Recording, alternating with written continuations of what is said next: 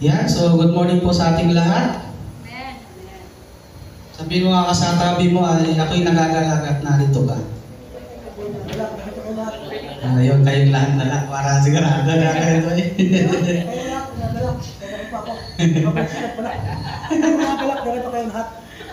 Okay, so, welcome po sa ating Sunday School from 9 to 9:30. At tayo po ay nagsimula ng 9:05, tayo po ay manalangin. Panginoon, maraming salamat Lord sa umagang ito, O God. Patuloy niyo kami samahan, O God. Pagpalaan niyo ang bawat sa amin, Panginoon. Ingatan niyo kami, Panginoon. Sa aming mga kasamang paparating pa lang, Panginoon. Patuloy siya ng gabayan, O God. Pagpalaan niyo ang bawat sa amin, Panginoon. Lord, ako, Panginoon, ay itago niyo sa inyong cross, Panginoon. Upang kayo siyang makita. Maluwalhati, Panginoon. May itaas, Panginoon, sa umagang ito, O God. Lord, dinadalahan ko, Panginoon, bilhin niyo kami ng wisdom na nagmumula sa inyo, O God. Pag maintindihan namin at may sabuhay namin, Panginoon, kung ano man, Lord, ang aming pag-aaralan ngayong umaga. Ito po aming samod dalangin sa pangalan ni Jesus. Amen. Amen. Okay po. So, ito pong ating pag-aaralan ngayong umaga. Ito po yung aming diniscuss nung sa aming class. So, hirap pala talaga pag pag may tama na yung mata mo. May pang-apat ka na salamin ng ganun talaga siguro. Kaya sumasakit na yung mata ko kapag kapag na-expose sa gadget or sa laptop. Okay, so welcome po sa ating spiritual formation class. Ito po yung diniscuss sa amin ni Pastor Mark Ben Hill E. Paloma. Okay, so yung title po ng aming diniscuss sa amin ay about the spiritual class. So, tapos na kami sa theology, Theology 1, Introduction of Theology, gano'n. Tapos, yung sa Foursquare, sa tawag dito, yung kay Pastor Carmi. So, ito po ay from National Foursquare Bible School and Colleges. Kasama po to sa mga course description ng ating kung magtano po tayo, pupusin po tayo sa ating Bible School. So pinagawa po kami ng spiritual journal, then course reflection, syempre about dun sa napag-aralan namin. Okay, so lesson 1. Ito po hanggang lesson 5 ata. So kung hanggang saan lang maabot natin, doon lang tayo po, 5 or 7. Hindi ko pa masyadong naubos lahat kasi 120 slides ito po. Okay, so lesson 1 po natin ay pinakamalaking kailangan ng tao. Okay po? Ano kaya sa tingin niyo yung pinakamalaking kailangan ng tao? Financial kay Pastora? Kay Kuya Brother Ayon? Financial din? Anong kulay kayo ng financial? Health? Okay, sa'yo Kuya Doy? Ano kaya yung pinakamalaking kailangan ng tao natin? Wisdom? Sa'yo po, Nino? Aba, ano kaya sa tingin mo, Nino? Pinakamalaking kailangan ng tao. So, may wisdom na, may financial, may health. Ano pa kaya? Spiritual po. Spiritual, okay? So, ikaw bilang tao, ano yung kailangan mo ngayon? Yan, tinanong din sa amin yan. So, marami din kami binanggit. May binanggit kami about physical, about sa ating safetyness. So, ito po, according to Maslow hierarchy of needs, ito po yung kailangan natin. Ito po yung kailangan ng tao, iba yung maliit lang. Ito po yung basic, yung physiological needs. Yung physiological needs, ito po yung breathing, food, water, shelter, clothing, sleep. Yan po yung basic na kailangan ng tao na kahit na hindi mo hingiin, ay kailangan mo talaga. Kailangan mo maghinga para mabuhay. Di ba? Kailangan mong kumain. Okay? Para magkaroon ng lakas. Kailangan mo ng tubig. Shelter, tirahan. Di ba? Pananamit. At saka tulog. Okay, so yan yung lahat kailangan natin, no? So yung pangalawa sa foundation natin ay safety and security. Kailangan natin ng health, employment, property, family, sociability. So yan po yung kailangan natin bilang tao. Pangatlo po ay love and belonging. So friendship, kaya tayo ay walang sino man ang nabubuhay para sa sarili lamang. Family, intimacy sa mag-asawa, sense of connection sa mga friends. And then, pataas po ng pataas, So, self-esteem. Kailangan din natin po. So, dapat meron tayong self-esteem, confidence, achievement, respect to others, and needs to be unique individual. And last, ang pinaka masalimuot, kumbaga pinaka nasa tuktok dapat, ay ang ating self-actualization. Dito na po nakikita yung ating pagiging moral, morality, creativity, spontaneity, acceptance, experience, purpose, and meaning, and inner potential. Kung ano yung meron tayo, kung ano yung kaya natin. Okay? Pero sa panahon natin ngayon, 2025, or sa millennial age, kung sinasabi, Gen Z tawag. So, ano po kaya yung dinagdag? May dinagdag si Pastor Mark eh. Ano po kaya yung kailangan natin pa? Gadget. Pinaka-basic, correct? So, gadget or yung Wi-Fi or data. Diba? Sa panahon natin ngayon, bukod doon sa ating pangangatawan, so kailangan din natin ng data kasi yun ang form of communication natin bilang tao. Okay, so ano po ang pinakamalaking kailangan ng tao? Sa atin po, bilang dahil tayo ay spiritual class, ito po ang purpose natin. Sabay-sabay na po natin basahin. 1, 2, 3, go! Magkaroon ng relasyon sa Diyos.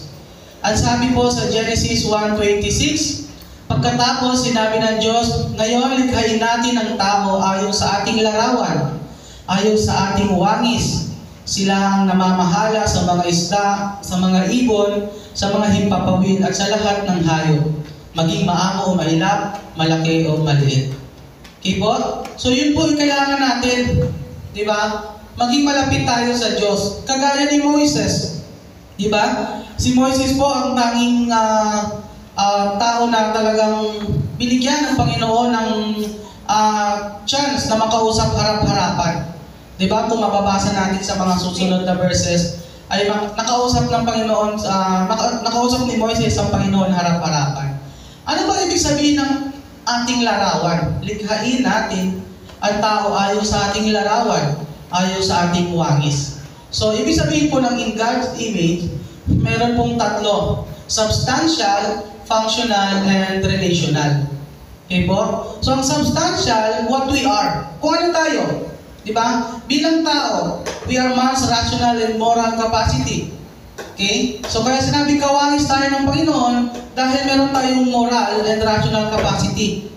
Marunong tayo mag-isip, kaya nating i-visualize kung ano yung tama at yung mali. Iba tayo sa mga hayop na nilikha. Diba? Kasi ang hayop, kapwa hayop nila, kinakagat nila. Diba? Hindi nila alam kung ano yung kanilang ginagawa. Hindi nila alam kung ano yung tama. Diba? Pag pinahugan mo sila, basta kung pagkaan yan, kakainin nila. Marumi man o malinis, di ba?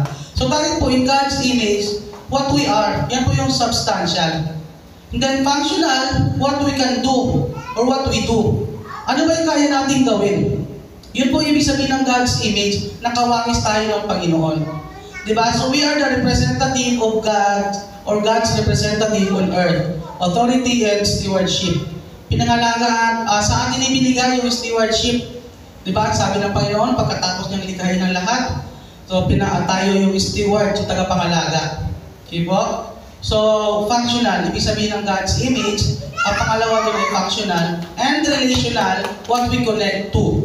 Siyempre to God and to others, and siyempre sa ating sarili.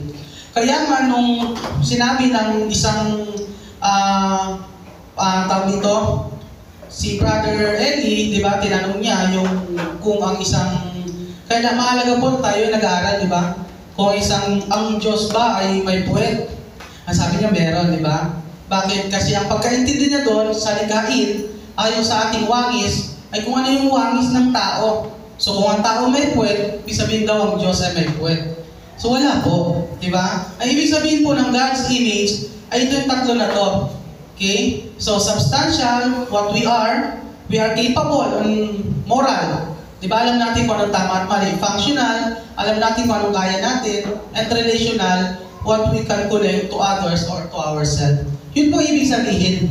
Diba? Yun po ibig sabihin ng God's image. Hindi kung ano tayo, kung ano yung physical natin, may kamay, so, may paa, may puwet, may harap, may likod.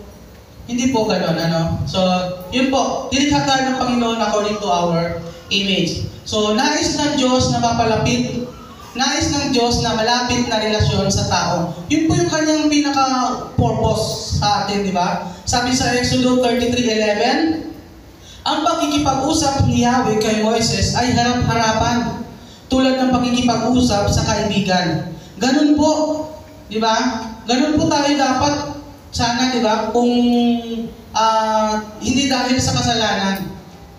Okay? So, ano naman ang pinakamalaking problema ng tao? Kung kanina, ano yung pinaka-kailangan natin, ngayon kaya, ano ang pinakamalaking problema ng tao? Kuya Doy, first order to lagi. Ano kaya sa tingin mo, Brother Doy? So, pera, financial ulit. Kanina, pinakamalaking problema, financial. Ngayon, pinakamalaking kailangan. Ngayon, pinakamalaking problema, financial. Ano pa? Ano pa po kaya ang pinakamalaking problema ng tao? Sa tingin niyo po? Spiritual battle.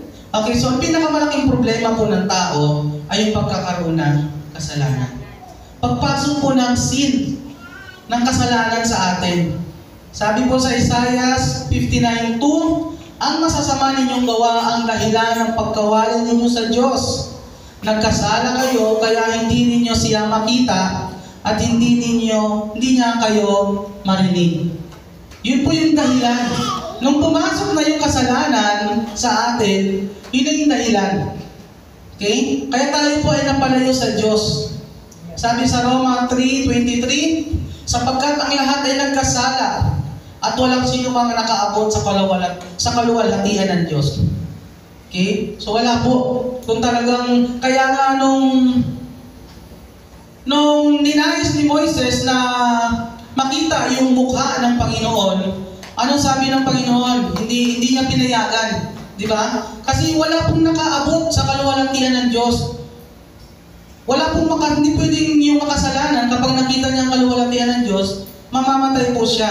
Di ba ang sabi niya? Kaya tinago siya sa isang maliit na liblib doon na parang kuweba. So tapos dumaan ang Panginoon, nakita niya yung likod ng Diyos. Pero hindi niya nakita, hindi siya pinayagan na makita ng Panginoon, na makita niya ang mukha ng Panginoon. Kasi ayaw ng Panginoon na mamatay si Moises. Kasi mamamatay siya iwas na makita niya yung glory ng Panginoon. So dahil po sa kasalanan nang pumasok mula pa sa panahon ni Eva at ni Adan at ni Eva, okay? So walang sino man po nakaabot sa kaluwalhatian ng Diyos. Wala po. So what are the consequences of sin? Ano ba yung kinahantungan ng kasalanan? Nung pumasok na ang kasalanan ay nagkaroon ng kamatayan. Okay? So, meron tayong death. Doon na pumasok. Meron po dalawang death. Physical at spiritual. Nung nawalay na si Eva at si Adan doon sa Garden of Eden, doon na nagsimula yung consequences of death. Of sin rather. Yung physical, nagkaroon ng kamatayan, at sa spiritual, nawalay na sila, lumayo. Diba? So what else? Shame, fear, blame, soul murderer. Diba? Nagkaroon na sila ng takot. Nagkaroon na sila ng hiya. Diba? Nakita na nila yung kanilang kahubaran ni Eva at ni Adan. Diba? Uy, hubad pala tayo. Tumago sila. Diba? So nagkaroon na sila ng takot at nagkaroon na ng soul murderer. Diba? So yung inggit, pumasok na doon. Okay? Next, security, from security to insecurity. Diba? Wala ka ng kapanatagan. Nung nasa Garden of Eden, ay may kapanatagan pa sila. Kasi nga wala sila ibang iniisip. Provided lahat. Pero dahil pumasok ang kasalanan, so from security to insecurity. Diba? Wala na po kapanatagan. Next, self-worth to inferiority. Mula sa meron kang halaga, diba? At ngayon, nagkaroon na ng pagdududa sa iyong sarili. Inferiority na. Pumasok na yung inferiority, nagdududa ka na. Kaya tayo minsan, nagdududa na rin, di ba? So, minsan po talaga pumasok yung, nandun na yung consequences ng sin. Next, from significance to insignificance. Di ba? Kung dati may saysay, ngayon parang nawawalan ka na ng saysay. Because of consequences of sin. So dahil po sa kasalanan, ano yung naging nasira na relasyon natin sa Panginoon? Our destroyed relationship, unang-una po ang relasyon sa Panginoon, relasyon sa sarili, relasyon sa iba, at relasyon natin sa kapaligiran. Di ba? So, relasyon sa God, nasira automatic. Okay? Nung pumasok yung kasalanan. Relasyon sa ating sarili. Di ba? Nagkaroon na tayo ng insecurity. Di ba? Nagkakaroon na tayo ng inggit. Ay, si ganito, si brother ganito, pinagpapala. Di ba? Bakit? Kasi nandun siya lagi sa church. Nagkaroon na tayo, nasira yung relasyon natin sa isa't isa. Di ba? Ay, ayoko na magsimba dyan. Tinagurian pa naman silang ganito ganon. Di ba? Tapos ganyan yung ugali. Hindi pa po tayo perfect, nasa mundo pa po tayo ng makasalanan. Next, relationship with nature. Wala ka nang pakialam sa kapaligiran. Putol ka na ng putol, ng puno. Di ba? So, sunog ka na ng sunog. Wala ka nang hindi mo na iniisip kung anong mangyayari sa kapaligiran. So, yun po yung mga destroyed relationship. Pero ano yung dakilang solusyon ng Diyos? Ha? Ano ba yung dakilang solusyon? Ano ba yung solusyon? Okay, habag. Sabi po sa Efeso 2:18, dahil kay Kristo, tayong lahat ay nakakalapit sa Ama sa pamamagitan ng iisang Espiritu. Yun po yung naging dakilang solusyon ng Panginoon. Yung pagpako ng Panginoong Hesus, di ba, yung pagbaba niya ng kanyang bugtungan at dito upang tubusin po tayo sa ating mga kasalanan. Kasi wala pong makakarating sa kalwalhatian ng Ama. Okay? So ano naman ang pinakamalaking kailangan ng tao? Ay ang relasyon sa Diyos. Pinakamalaking problema ng tao ay ang kasalanan. Pero ang dakilang solusyon ng Diyos ay ang kaligtasan mula kay Jesucristo. Okay? So bigyan po natin ang ating sarili ng 3 palakpak. 1, 2, 3, go. 1, 2, 3. And tapos na ang ating lesson 1. Lesson 2. So dahil mayroon tayong tawag dito, spiritual transformation, dahil tayo ay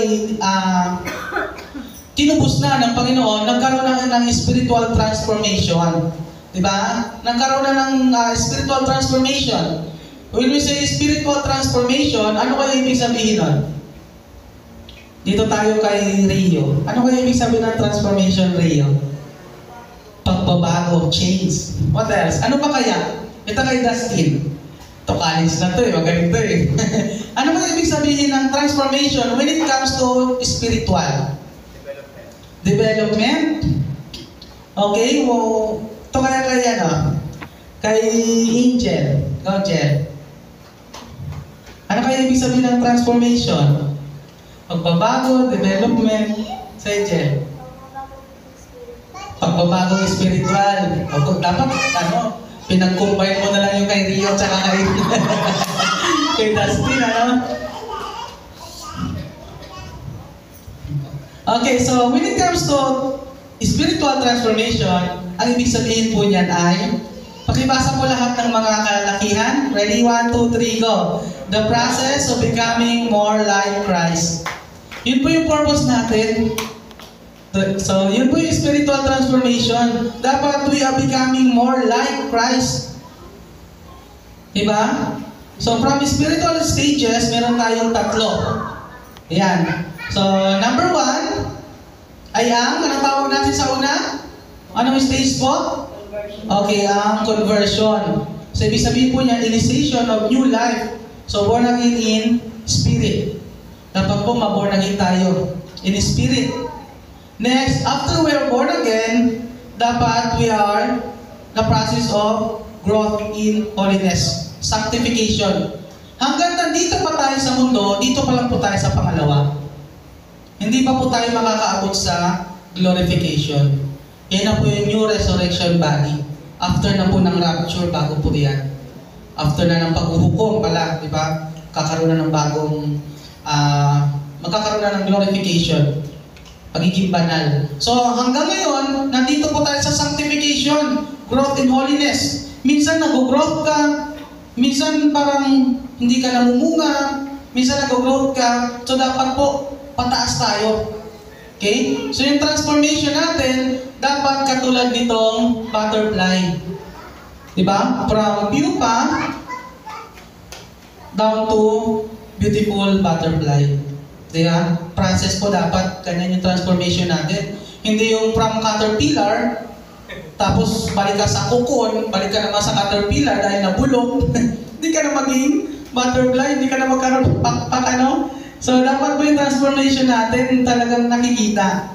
Okay? So, tanong, ano ang katangian ng isang malusog na Kristiyano?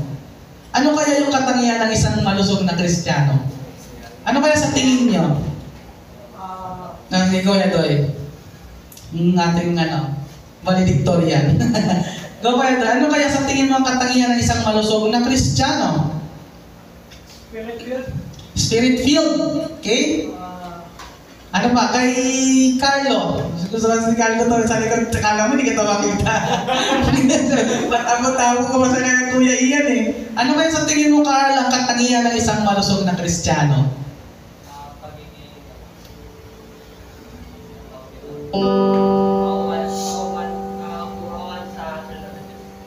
Okay, kauhawan sa salita ng Diyos. Okay, what else? Malusog. Pag sinabi natin malusog, may peace of mind. may peace of mind, okay?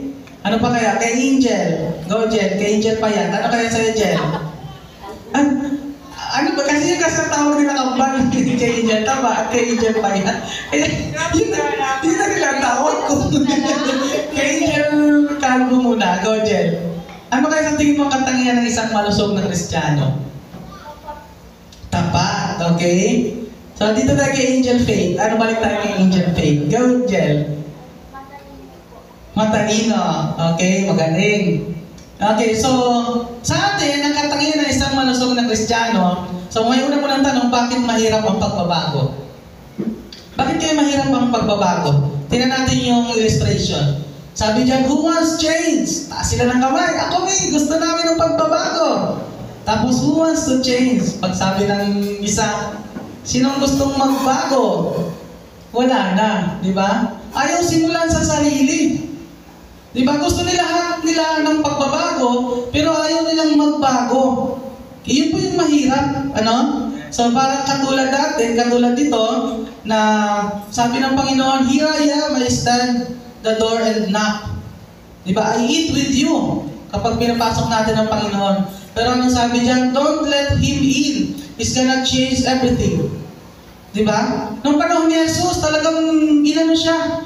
Di ba? Ng mga ng mga paring mga nasa, yung mga paring, di ba? Ay yung mga nasa simbahan. Okay? So, bakit mahirap ang pagbabago? Unang-una, ayaw isuko ang karanasan. Pangalawa, walang conviction na mas mainam ang pagbabago kaysa sa kasalukuyan. Pangatlo, walang kakayanan, karunungan, karanasan tungo sa pagbabago. Pang-apat, hindi makatotohanan at praktikal na paraan ng pagbabago. At ang panlima, walang mapagkakatiwala ang tao na nakakatulong tungo sa pagbabago. Yun po yung dahilan kaya mahirap ang pagbabago. Diba, unang-una, ayaw isuko ang mga nakasanayan na. Ay, nakasanayan na namin to. Diba? Ang hirap ng tradisyon. Diba? Ay, tradisyon na namin to. Kada ganitong araw, kada ganitong panahon, kami ay magpupunas doon sa revolto na, di ba, may mga ganong tradisyon yung ating mga kapatiran. Di ba? At sila ay naniniwala na kapag nakapunas ka doon, nakahawak ka, gagaling ka. Di ba? So, mahirap. Kaya sabi nila, yun ang naman namin. Okay? Pangalawa, walang conviction na mas mainam ang pagbabago kaysa sa kasalukuyang sitwasyon. Mas gusto mo sa ganitong comfort, ayaw mo umalis. Pangatlo, walang kakayanan. Di ba? Hindi ka humingi ng karunungan sa Panginoon. Pang-apat, hindi makatotohanan. Ay, hindi naman cool yung pagbabago. Bakit? Kasi yung nakasanayan ng tao, ganon, ganito. Di ba? Parang tulad ko, feeling ko parang hindi naman, parang kaiba naman ng may salamin kasi. Pero dahil na masakit sa mata, kaya sinuot ko na lang. Hindi po yan dahil pa pogi points. Siguro dagdag na lang yun. Pero hindi po gano'n, masakit na sa mata, hihilo ako.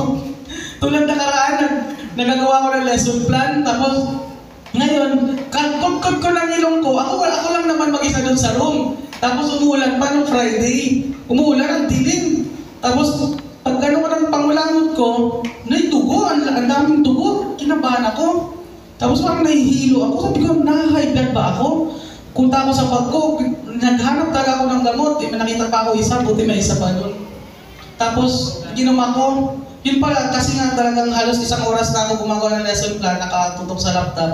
Yung pala sa radiation, sa gadget, kaya sabi ko yun pala yun, akala ko kung ano na.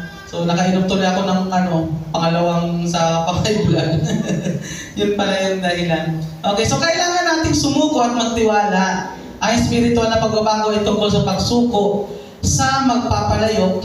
Ito ay tungkol sa pagiging mulat sa mga daan ng Diyos na mahabaging puso sa atin, pagtitiwala sa kanyang mga kamay, pagpapahinga sa proseso, sabi ni Stephen Smith. So, let us give our heart to the Potter's hand. Diba? Sa kamay ng Panginoon. Kasi siya yung mas nakakaalam kung paano niya ihilok o ihugis ang isang palayo. Diba? Kung paano niya pagandahin ang isang palayo.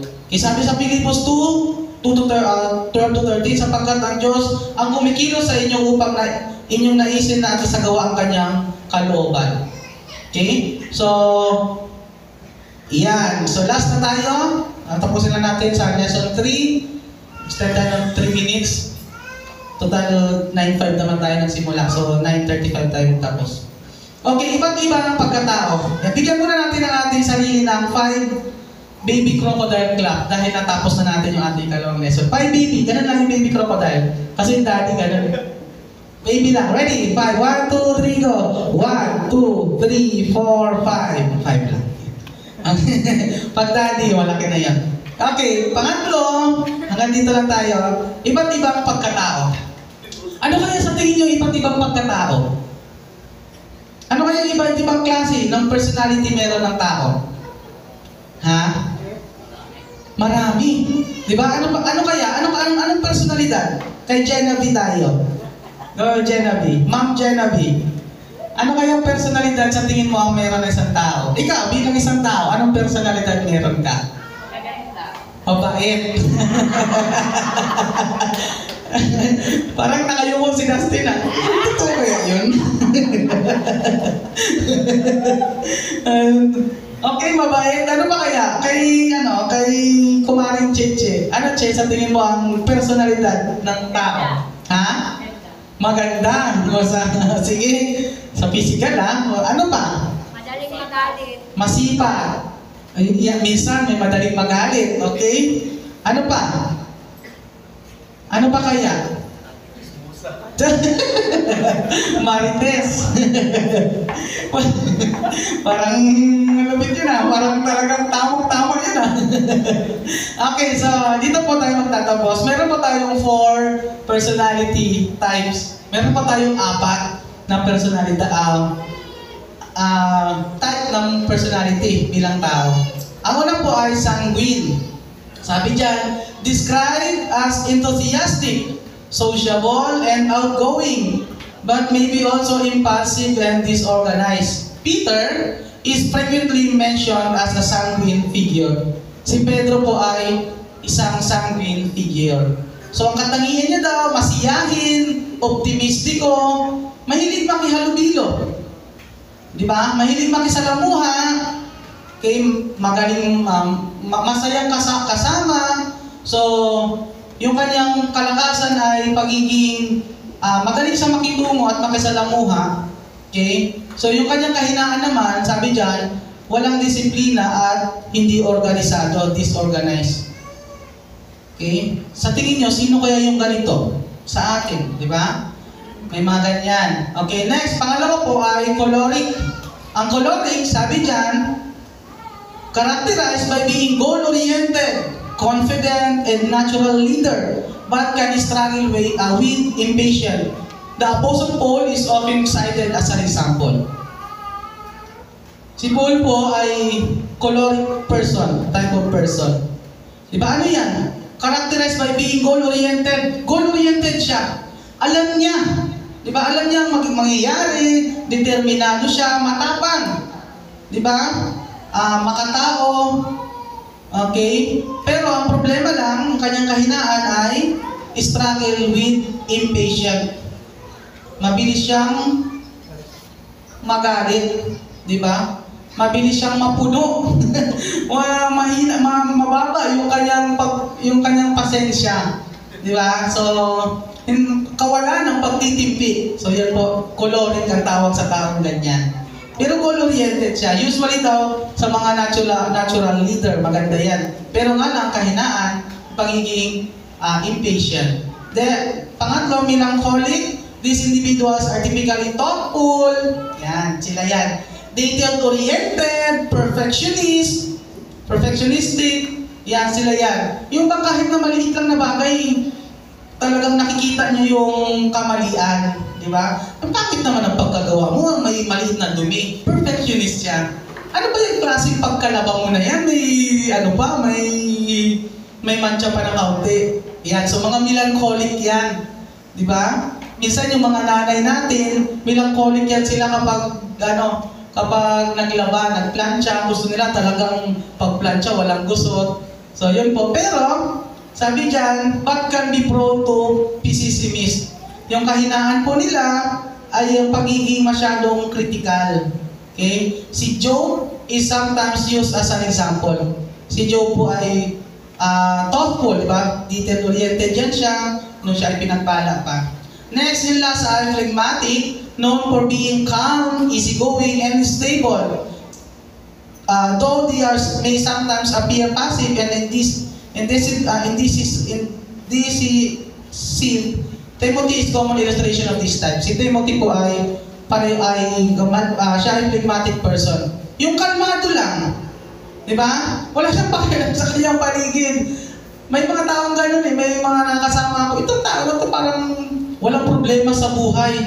Di ba? Easy going lang, kung ano yung flow ng buhay, ganun lang sila. So sila po ay mga phlegmatic. Okay? Wala silang hindi mo makikita sa kanila yung pag-worry. Basta kung ano lang nandyan, okay na yan. Diba? Parang ganon sila. Si Timothy, ganon. Pero nga ang kahinaan, kawalan ng direksyon minsan at pabago-bago. Dahil nga easy-going sila, kung ano lang yung sa Agos, padala lang sila sa Agos. So kung nagbago din sila. Diba? So ganon yung phlegmatic. So saan po tayo dyan? Sanguine, choleric, melancholic, or phlegmatic? Or minsan lahat tayo na natin yan. So, yun po yung 4 na personalidad ng tao. Okay po? So, tapos na tayo sa ating lesson 3. Sa susunod na po itong lesson 4 at 5 at sa mga sa susunod pa. So, dahil dyan, bigyan nyo muna ang inyong sarili ng tatlong ng yes clap. Ano po ng yes clap? 1, 2, 3, kamay, tapos sa paa. 1, 2, 3, yes! Already, 1, 2, 3, go! 1, 2, 3, 1, 2, 3, yes! Tapos na kami. Okay, so, pakisabihan mo yung katabi, congratulations, natapos mo ang ikatlong lesson. Okay, so, sana po may natutunan tayo. Panginoon, maraming salamat, O God, sa umaga ito, God, patuloy kami sinamahan, Panginoon. Patuloy niyo kaming tinuruan, Panginoon, kung paano kami, Panginoon, makisalamuha sa aming kapwa, O God, kung paano, Panginoon, yung aming transformation, Panginoon, sa aming spiritual na buhay, O God. Maraming salamat, Ama, dahil nandiyan kayo, Panginoon, na patuloy kayo nagbibigay ng karunungan sa bawat sa amin, O God. Salamat, Lord, sa mga pagpapala pinagkaloob niyo sa amin, O God. Lord, sa aming ikalawang gawain, O God, kayo siyang mamuna, Panginoon, simula, Panginoon, sa magdadala ng inyong awitin, Panginoon, hanggang sa magdadala ng mensahe hanggang sa matapos, O God. Maraming salamat, Ama, magsilbing pagpapala po kami sa amin, dalat sa aming makakausap at sa aming pamilya, O God. Ito po aming samot dalangin sa pangalan ni Jesus. Amen and amen. Good morning po sa